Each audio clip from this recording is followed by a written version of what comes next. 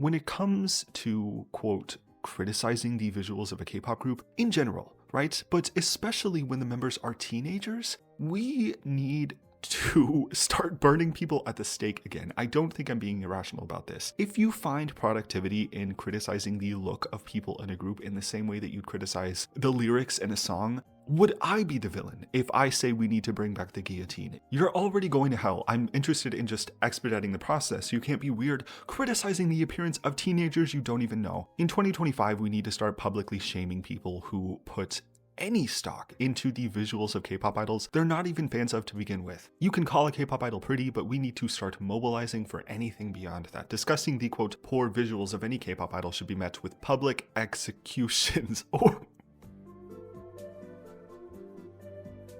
I feel like I've gotten to a point where whenever I bring up JYP Entertainment, I always end up dragging them through the mud over their concept problem. I feel bad, but it's also an ongoing problem for some of their groups that I'm afraid will strain even further as we debut more groups under existing divisions. That being said, this KickFlip debut presents the best of JYP Entertainment that I've seen in quite a minute. As someone who has just recently started exploring more boy groups, I'm looking for dimension in a concept. Not complexity necessarily, but dimension, intention, right? Mama Said, which is KickFlip's official debut, both narratively and conceptually reminds me a lot of early third-generation boy groups, specifically GOT7's more lighthearted releases, those boy group songs from the mid-2010s that were still incredibly informed by the styles of the second generation. Mama Said is also lyrically thematic to a group who is just debuting, which has been a big topic of discussion for the past 2 or so years in K-pop. The people have spoken quite loudly. No more flexing on the haters or that you're too rich to care concepts right at debut. You have trainee debt. Are the aforementioned bands on bands in the room with us? I personally don't mind a ridiculous song narrative, but I also have come to completely understand people who are tired with the flexing on the haters concept. It's getting to be a little too much, oversaturated in K-pop. I think Mama Said will mend this narrative problem that people have in K-pop, however. It's a song about their mom telling them to stop acting the way that they do and grow up. KickFlip says that they just don't care, acknowledges that they do things a little differently, and I suppose the meta-narrative to the song is that they have debuted as a result of that, staying true to what makes them different. I think this is a formula that works well in the current generation of K-pop. It skews the border of being unbelievable, vying to instead present a somewhat believable concept in a ridiculous, campy context. The end product is a lighthearted and honestly refreshing release that works incredibly well as a debut, and most important of all, the pre-release makes sense in retrospect. I lit a candle every night, praying that JYP would tie this concept together, and they did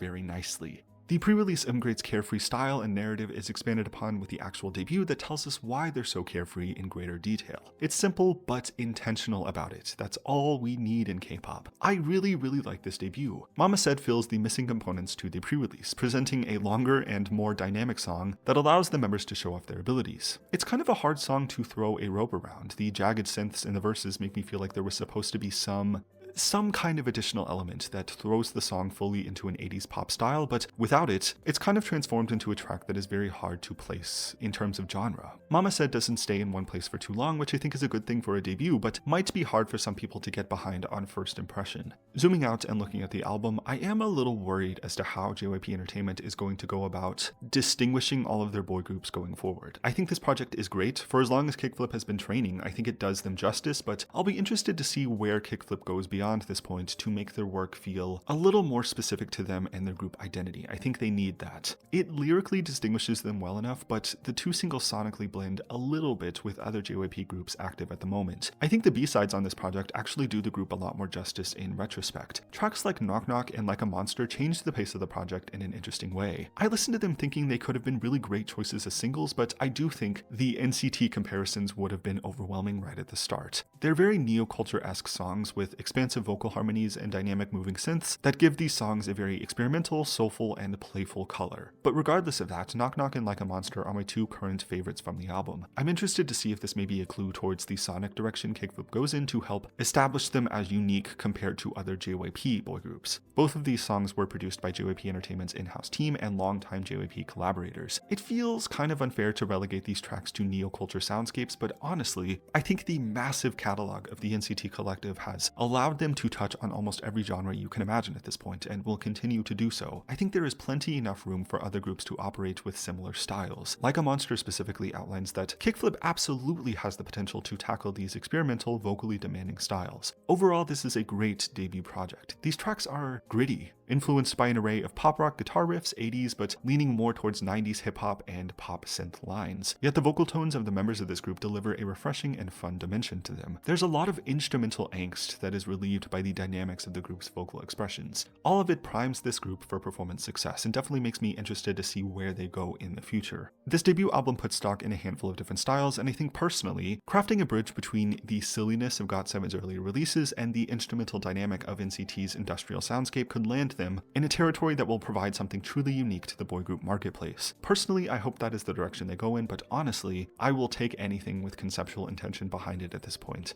This is what I think a really great, solid debut. Like a Monster has really captured my attention at this moment in time. I think that's going to be my favorite track for quite a while going forward. Let me know what you think about this debut project, the pre-release and retrospect if you have any thoughts about it, and so on. Yeah, thank you for watching this. Subscribe if you want to, and I will see you next time.